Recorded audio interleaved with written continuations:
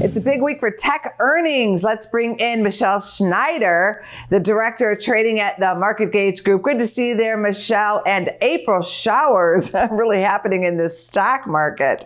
What do you think about the selling pressure? It's doing exactly what we've anticipated to do. So there's nothing like an orderly market. The sell-off is completely in line with the rising inflation numbers, the hawkish Fed, which of course has been just talk. They haven't actually done anything. They haven't really have to do anything because the market sort of did it for them. We've got new Fed speak coming up next week, so people will be watching that.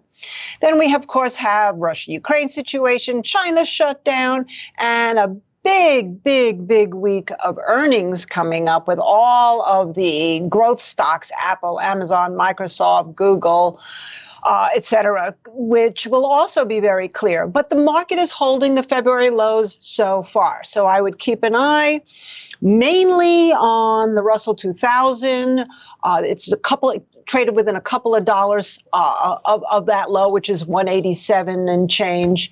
And if that breaks down under those lows, I think you'll see another leg lower. But I'm still looking at a cap, if we look at the SPY, of a bottom of around 380. And that's when I would think that it would be time to start maybe accumulating some stocks. We're talking about inflation on our show today. Quick answer on this one, yes, no, or maybe. Have we reached the peak on inflation? No. All right, then. What's your trade of the day? Well, last week we talked about volatility. It actually is still relatively underperforming, so I would be cautious, but I would still look at the VXX as long as it holds between the 25 and 26 level.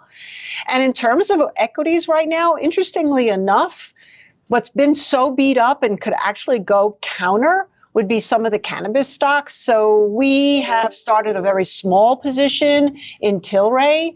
It's already reported, so that's out of the way. We'll see what it does from here. Thank you, as always, Michele. Thank you. Go to businessfirstam.com for where to see our show on TV.